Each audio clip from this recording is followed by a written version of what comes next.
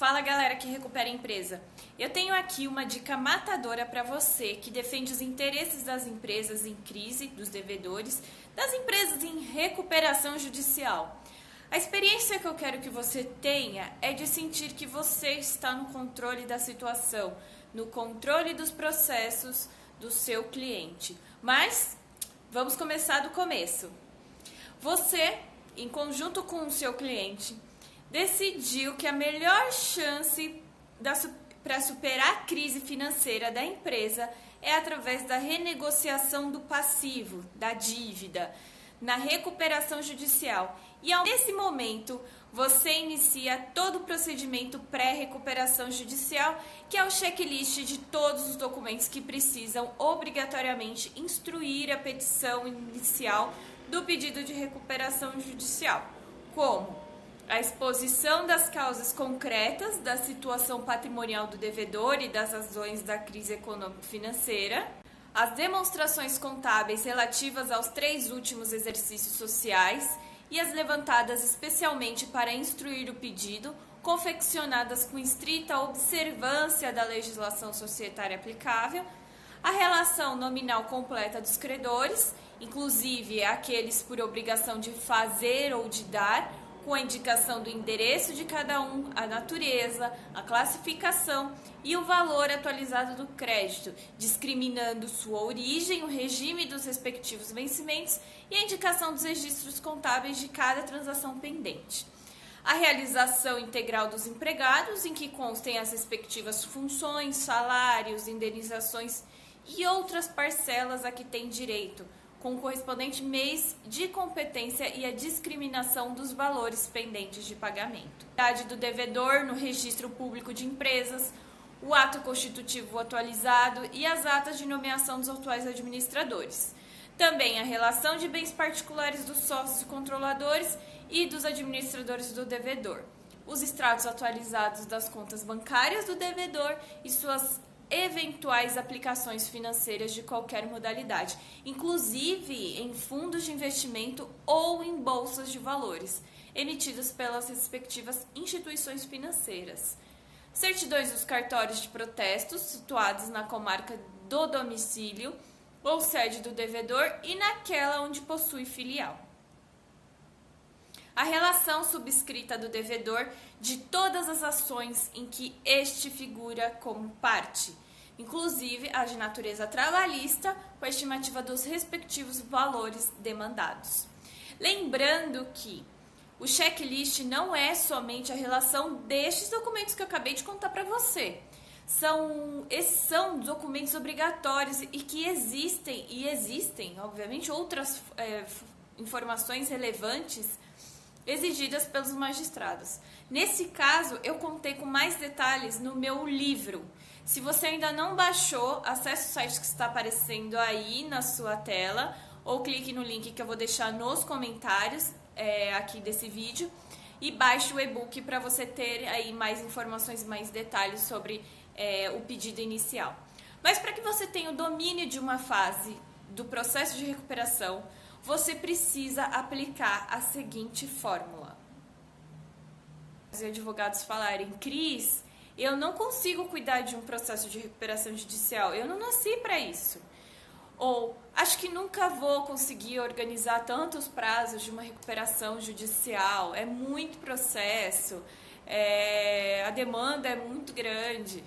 Devo concordar que não é algo que acontece da noite para o dia, mas é possível para todo mundo. E eu aprendi uma forma simples de ter habilidade no que a gente quiser. Ter habilidade é quando você consegue desempenhar uma tarefa tranquilamente, sem ficar se preocupando com os mínimos detalhes, sabe? Tipo quando você aprendeu a andar de bicicleta, que no início ficava lá preocupado com cada detalhe, mas aí aos poucos tudo foi tornando natural e até divertido, não é? Então no mundo jurídico é a mesma coisa. Então por isso que essa fórmula que eu trouxe aqui para você, ela tem grande importância e tem um impacto super positivo, que é conhecimento, prática e repetição. Para te ajudar, isso é para te ajudar a entender e a conduzir um processo de recuperação judicial com mais leveza e naturalidade. E quem sabe fica mais divertido no seu dia a dia. Busque aprender um método, uma forma estruturada de realizar aquela tarefa. Porque se você ainda não conseguiu ser habilidoso naquilo, existe algo que você ainda não sabe. Então busque um método que funcione para você e alguém como referência para te guiar aí nessa jornada. Prática. Saber não é o suficiente, até porque muitas coisas a gente sabe na teoria, mas não na prática. Então, a atenção nesse passo, muita atenção nesse passo, porque talvez por não fazer isso é que você tenha aí essa dificuldade em se tornar habilidoso na maioria das coisas na sua vida. E aí eu te pergunto, que tal você definir o dia que você vai começar a fazer algo diferente para ter a habilidade que você deseja? Repetição. Não adianta decidir praticar, mas fazer isso só uma vez. É a repetição que leva à excelência. Por exemplo, pense em algo que você tem muita habilidade. Quantas vezes você já fez isso? Muitas, né? Então é preciso estudo, prática e repetição para que você tenha habilidade necessária para executar determinada tarefa ou determinada coisa. Então, reserve um tempo na sua rotina para praticar a repetição. Agende um tempo com você mesmo e comprometa-se com isso. Você vai ver que, seguindo esses passos, você vai se tornar habilidoso. Não só quando o assunto for recuperação judicial, mas em qualquer coisa que você deseja aprimorar. E mais, você vai passar a gostar e a sentir prazer em desempenhar essa atividade, mesmo que pareça chata. Essa jornada de recuperação judicial pode parecer demorada, mas às vezes ela é rápida demais e para você acompanhar cada passo, cada decisão, é preciso criar atalhos. Mas vem cá, nem sempre o atalho é uma cilada. Na grande maioria são otimizadores de tempo e é exatamente isso que eu compartilho aqui com vocês. Otimização de tempo. Atalhos que deram certo para mim após durante anos em processo de recuperação judicial e que eu compartilhei e deram certo também para outros profissionais. Então, os métodos que automatizam procedimentos de tomada de decisões, por exemplo, são atalhos sagrados que ajudam o profissional a se tornar organizado, o que acaba refletindo positivamente nos seus resultados no dia a dia. As dicas que eu compartilho com você também são atalhos sagrados, já que foram resultantes de diversas tentativas e erros para identificar a melhor solução para determinado problema. Os atalhos, são caminhos secundários derivados de um principal, pelo qual se encurtam aí distâncias para se chegar mais rapidamente ao lugar de destino. Então vejam que muitos desafios enfrentados por profissionais podem ou poderiam ser evitados se o profissional observasse as soluções semelhantes ou idênticas encontradas por outros profissionais, construindo aí um cenário mais benéfico e cabível para o caso específico. Então, aí são os casos análogos, né, que vêm para ajudar. A análise das soluções existentes e o que deu certo ou errado em casos similares auxilia na prevenção de problemas que poderão ocorrer durante o segmento da empresa. Inclusive, uma das sugestões que eu dou a você é a leitura de biografia dos profissionais que tiveram grandes dificuldades ao longo de sua trajetória e que conseguiram superar os seus desafios, para que você possa extrair as melhores soluções, ainda que semelhantes, análogos, para diversos casos práticos. Entender o problema que um profissional já passou e qual foi a solução que ele utilizou para superar aquele desafio evita que você possa diagnosticar o mesmo problema ou problema semelhante em tempo hábil para solucionar. É por isso que eu quero que você veja e valorize os atalhos e aprenda a identificar quais são os atalhos benéficos e quais são os atalhos que são ciladas. Mas como diferenciar um do outro? Mapeando e avaliando o cenário que você está. Então, projete os melhores resultados com a aplicação dos atalhos. Então, qual que é o caminho que dará o resultado e gerará e atingirá aí de forma positiva o maior número de pessoas. É preciso avaliar. Então, tem muitas etapas que não se admitem atalhos, obviamente, e você precisa entender isso, mas você precisa saber distinguir o que é cilada e o que não é. O tema desse vídeo, por outro lado, é um atalho valioso para quem quer dominar a recuperação judicial, quer otimizar o seu tempo, quer se manter atualizado e no controle do que acontece nos processos do seu cliente. E eu vou te contar mais uma dica. Se você quer expandir os seus conhecimentos em recuperação judicial, você precisa entender bem processo civil. Ações paralelas, ações de execução, cobrança, monitória, qual que é a estrutura de cada ação.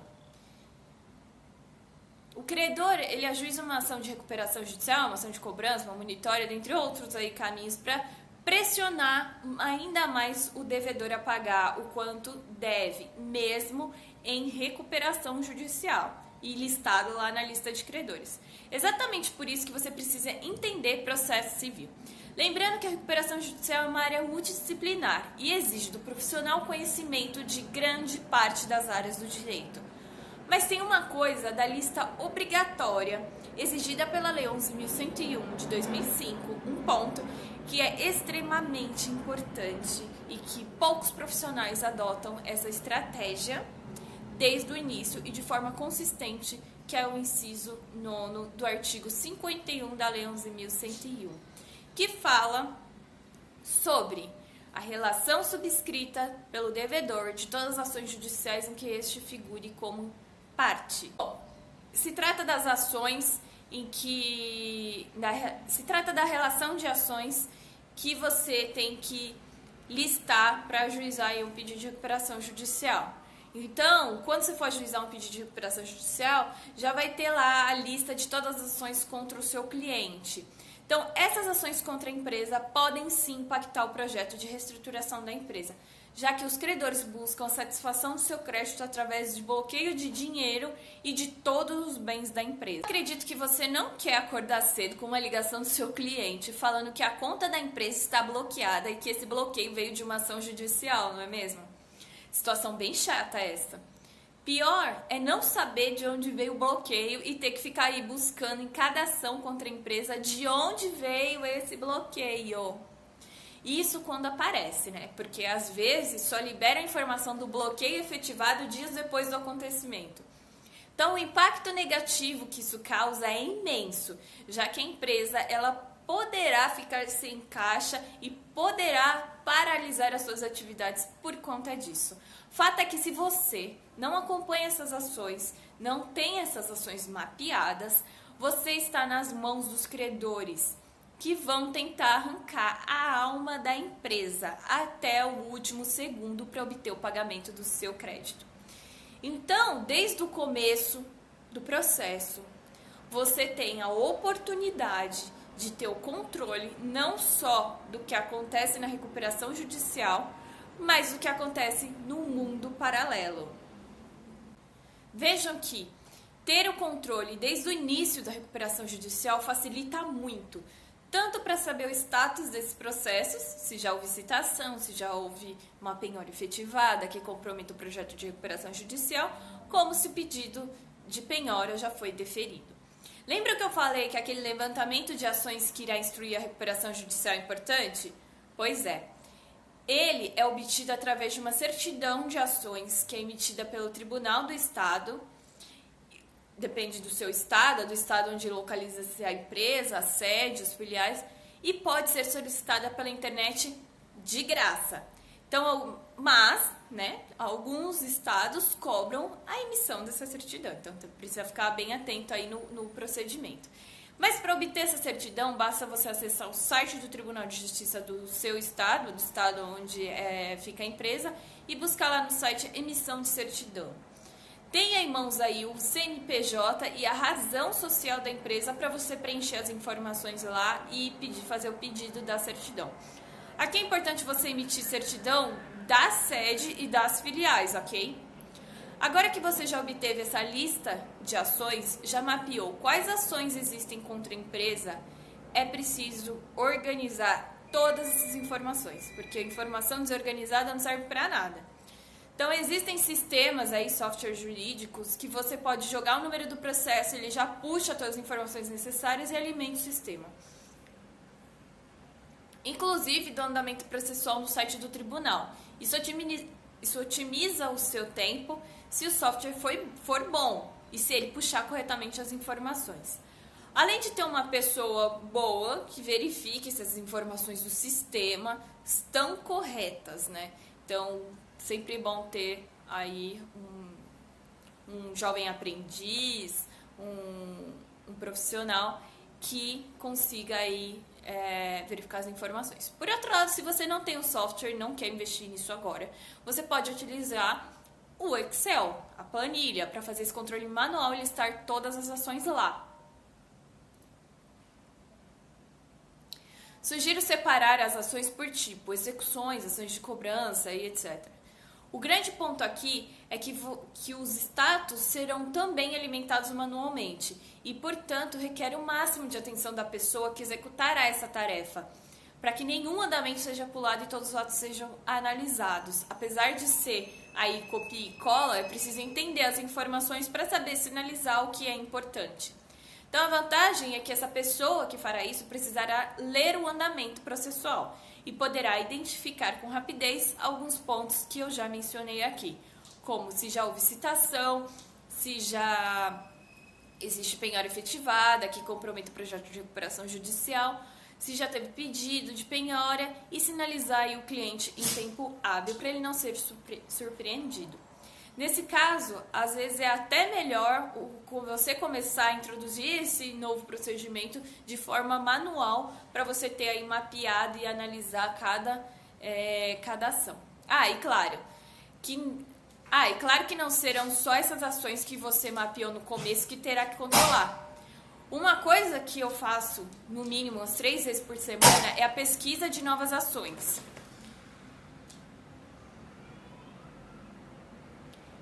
Eu entro lá no site do tribunal, aí vai depender onde que a empresa tem sede e filiais para você consultar o respectivo tribunal. Eu entro lá, consulta de processo de primeiro grau, todas as comarcas, insiro o CNPJ da empresa e dou OK. Aí vai vir uma lista de processos separados por comarcas, municípios, e a sua função é identificar quais processos foram recentemente ajuizados.